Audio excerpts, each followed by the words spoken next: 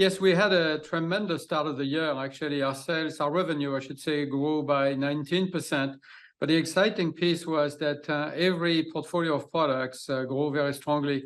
Oncology plus 26% to $5 billion for the quarter. Cardiovascular 23%. Rare disease 16% growth. The geographies grew 19% in the US and Europe. The most remarkable was 40% growth in the emerging markets outside of China. And China itself is returning to growth. So really a very, very strong start of the year. And beyond the financials, our portfolio, our pipeline is making tremendous progress. And we started new phase 3 trials, and we announced very positive results, in particular in oncology, which we will present at the ASCO in Chicago very soon. Yeah, you've got an investor day coming up next month, and it seems like you just said, you're going to discuss the pipeline, including the timing of future treatments and their revenue potential. So can you give us a little sneak peek now for some of us who can't wait? Yes, exactly. Actually, Marty, thank you for that question.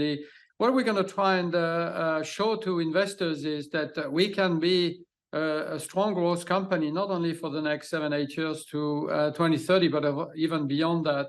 And so the growth over the next period of time to 2030 is going to be driven by what we have in our hands today and what is going to come out of our phase 3 pipeline very soon. So we're going to attract attention to investors, of investors to the major growth drivers. We're going to show them where consensus is actually underestimating some of our products and the opportunities we have in our pipeline. We have a very large pipeline of new projects, and some of those are underestimated. Beyond that, we also want to show investors what our strategy is and what our plans are for the long term. We've been investing in new platforms, new technologies, which we believe will shape the future of medicine in cancer, immune diseases, and beyond. For instance, cell therapies, gene therapies, antibody-drug conjugates, radioconjugates. So really, this is our goal: show people that we are focused on today, but also tomorrow to 2030 and the long term. The CEO, we're speaking with Pascal Soriot, the CEO of AstraZeneca. I'm looking at the stock here. AZN is the ticker. It's a big company, $230 billion market cap. The stock is up 6% today on the back of those strong earnings, up 12% year to date. Pascal, I always joke to people, and I say, in my next life, I want to come back as a healthcare M&A banker, because it seems like every Monday we come in and pharmaceutical company A is buying pharmaceutical company B or biotechnology company C. How does M&A, growth via acquisition, fit in with your growth strategy vis-a-vis organic growth that comes from your own in-house R&D?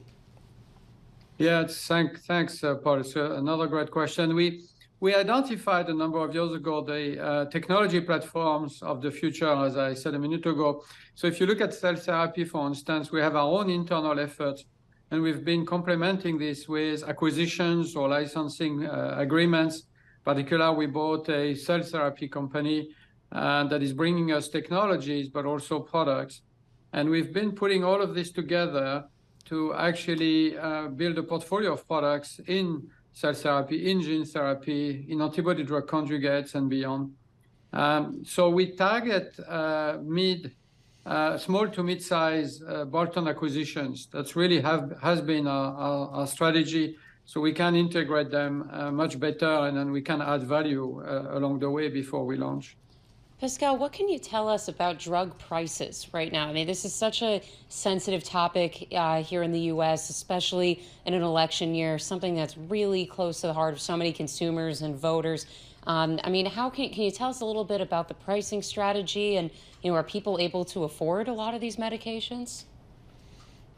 Yeah, it's important, first of all, to remember that in the United States, of course, price is an issue like everywhere in the world, but in the United States, patients have access to innovative medicines that can save their lives much faster than in Europe or in other parts of the world. Innovation is rewarded and access is much faster.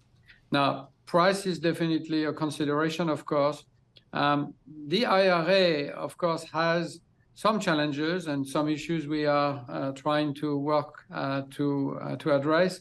But there's also a big benefit for patients, which is that starting in 2025, there will be a copay cap. Patients will not pay more than $2,000 a year who are on Medicare Part D products. And this year it's $3,500 or $600 as a max.